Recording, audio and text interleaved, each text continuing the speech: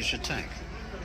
The knights skillfully turned the invaders away, but the Turkish general Dragut turned his attention to Gozo. In the confusion, the Sicilian nobleman killed his wife and 2 daughters to avoid their capture by the Turks. The Grand Master was horrified to learn of the atrocities carried out by Dragut in Gozo and of the carrying away of the entire Gostan population to slavery.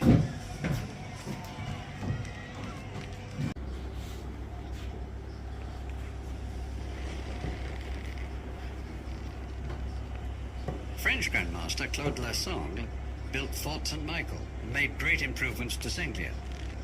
During one of his fleet's expeditions by sea, a hurricane destroyed his entire fleet in port, including his galley, the Capitana.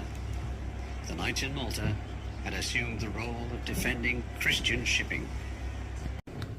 In 1565, under Grand Master Jean Parisiot de la Valette, the Turks caught up with the knights and assembled an immensely huge fleet around Malta. The first assault was made on Fort St. Elmo, which took a full month to fall, to the great astonishment of the Turks. Behind the crackle of fire and the cries of the dying, the courageous Italian Paolo Avogadro was butchered at the door of the chapel.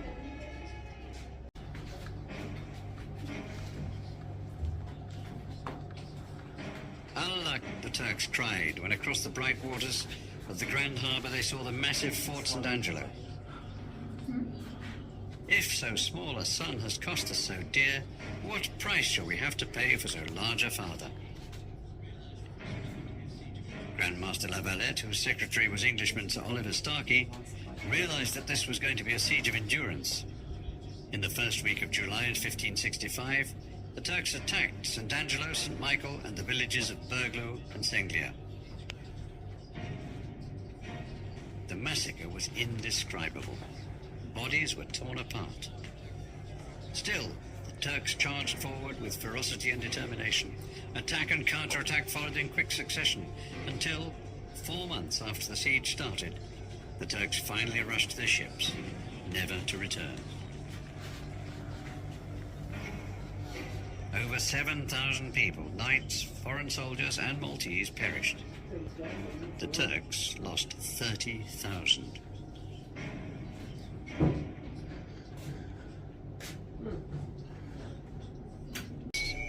But after the defeat of Fort St. Elmo, knights were beheaded, nailed onto wooden crosses, and allowed to float in Grand Harbour. Hear that? In return, Grand Master La Valette ordered the head of the Turkish prisoners to be cut off and fired from cannons into the Turkish ranks. You know what he said? Similar episodes during the Great Siege led to many Turkish prisoners being hanged.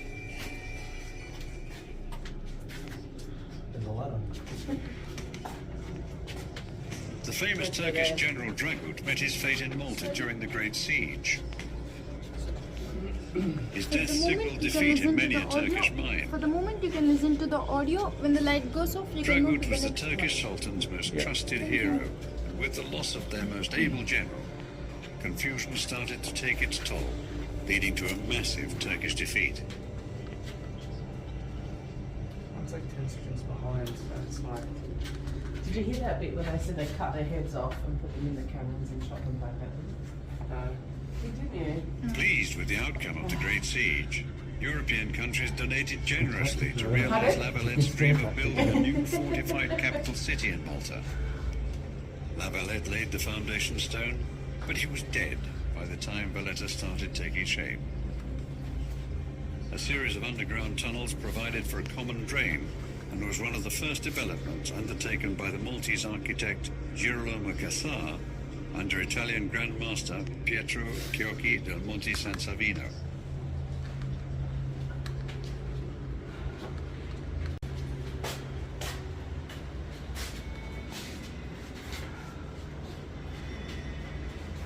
The relaxed atmosphere after the Great Siege encouraged many young men to join the order. The French Grand Master Jean-L'évêque de la Cassière made tactless efforts to enforce moral discipline when he obtained the Pope's permission to appoint an inquisitor. This finally led to a rebellion against him, led by one of the Great Siege heroes, Romegas.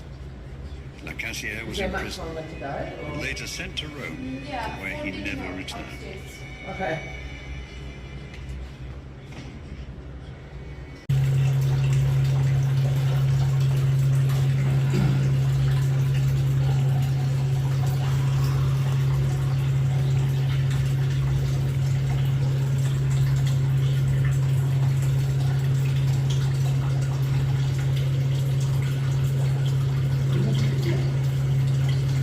Order was restored again by the election of the French Grand Master after winning. Leadership skills made him popular and respected. He realized the importance of a continuous water supply to the capital Valletta and commissioned the building of large aqueducts to bring water to the new city. The water from faraway Dinkley travelled by gravity through canals built on arches and spurted out of a beautiful stone sculptured fountain in Valletta.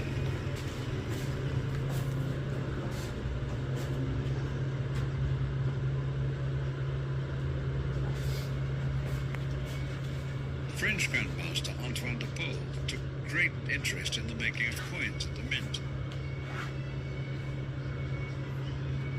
During his leadership, he undertook the carrying out of a census of knights and began the Floriana fortifications, using the Pope's personal architect, Pietro Floriani.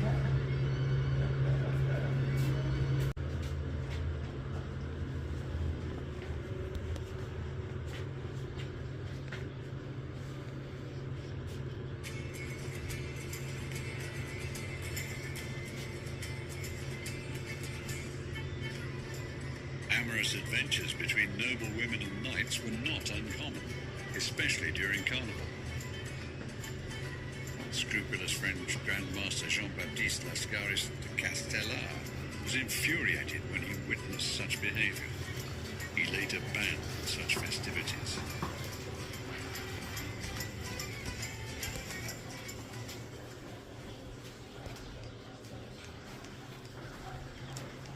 The building of coastal towers all around Malta was one of the prominent aspects of the Knights' plan for the island's defence. Spanish Grand Master Martín de Redín y Cruzat built 13 such towers, by which he is still remembered to this day.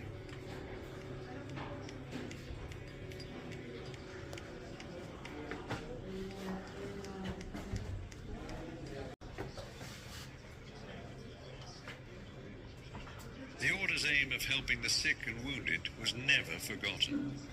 Spanish Grand Master Rafael Cotoner de Aloza, together with doctors and nurses, attended to the needs of the wounded.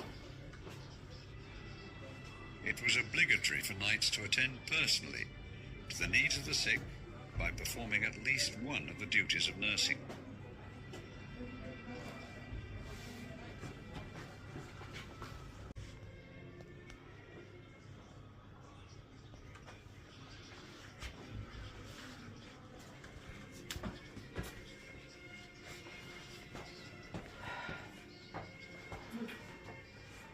Valletta was greatly enriched artistically during the reign of Grand Master Cotoner. Cotoner constructed an important military defence, the Cotonera Lines. He was also a lover of art and commissioned Matteo Preti to transform the Church of St. John, particularly the vaulted ceiling, with superb paintings depicting the history of the Order. Preti had devoted his life to the service of the Order.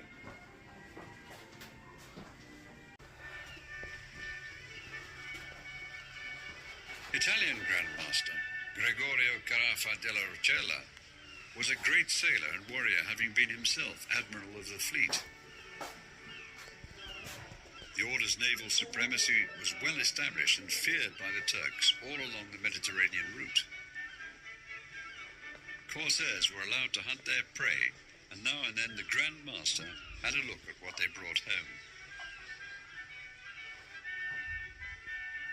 The Order also provided trained sailors who later proved a great asset to European countries engaged in sea warfare.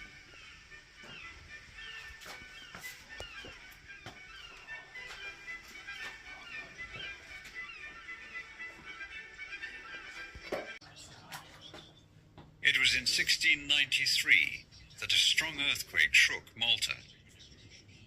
Mdina's old buildings were the ones that suffered most. Grandmaster Winyokur asked architect Lorenzo Gaffa to plan reconstruction. While digging through the rubble, a Byzantine treasure was found, which included gold, coins, and a sword. A copper pot from this treasure is now at the Mdina Cathedral Museum.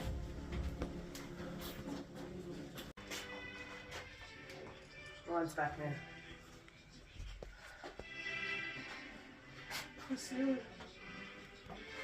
The magnificent Gobelin tapestries were paid for by the Spanish Grandmaster Ramon Pereyos y Rocafu. They were based on paintings of native life that the governor of the Dutch possessions in Brazil presented to Louis XIV of France.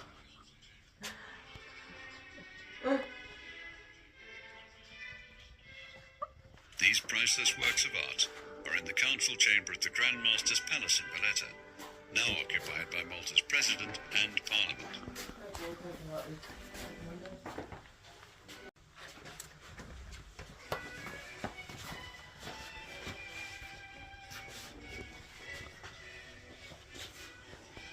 Architect François de Mondion was the man trusted by Portuguese Grandmaster Antonio Manuel de Vilhena to bring to reality his ideas about the construction of Fort Manuel on Manuel Island.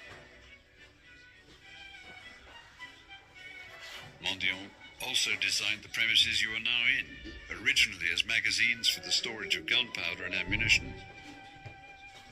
He made various modifications to Mdina, such as the main gate and the construction of Vilhena Palace.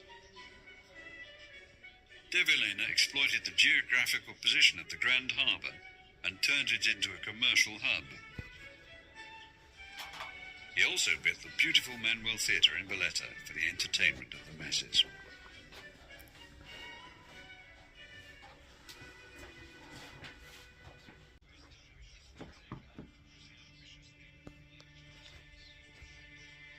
The Portuguese Grandmaster Manuel Pinto da Fonseca was the ambitious leader who loved precedence. One of his page boys was Jacques Champré, later to become governor of Gozo. He conferred titles on the Maltese, founded the University of Malta, and built great warehouses all along the port. Malta's economy at the time was one of the most thriving in Europe, but he deliberated with pomp over the fate of those brought before him and dealt mercilessly with an uprising by slaves, having its leaders butchered and torn apart.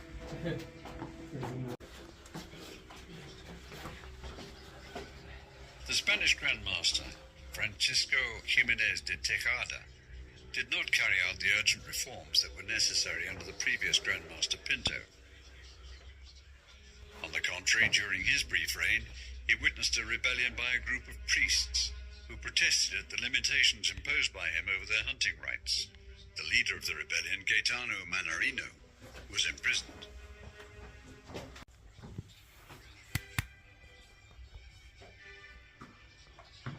The next election for Grandmaster was won by the Frenchman, Emmanuel de Rohan de Poilu, and opened a distinguished period in the history of Maltese law. He successfully turned Malta's finances from a deficit to a healthy surplus, and introduced a more relaxed way of working by staying at the palace in San Antonio Gardens, returning to Valletta in the evening. But during a period when Napoleon Bonaparte was posing a threat to Mediterranean ports, he suffered a stroke that did not permit him to fully control the ensuing state of affairs.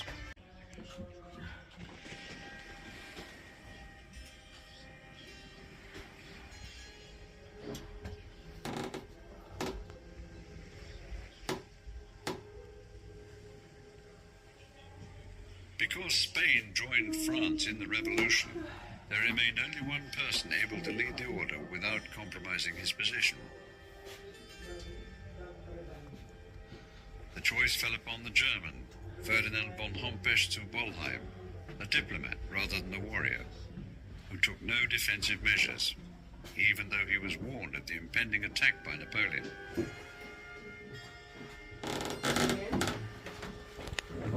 He did not join the gloomy delegation to Napoleon's ship, Lorient, that board in rough seas shortly after midnight.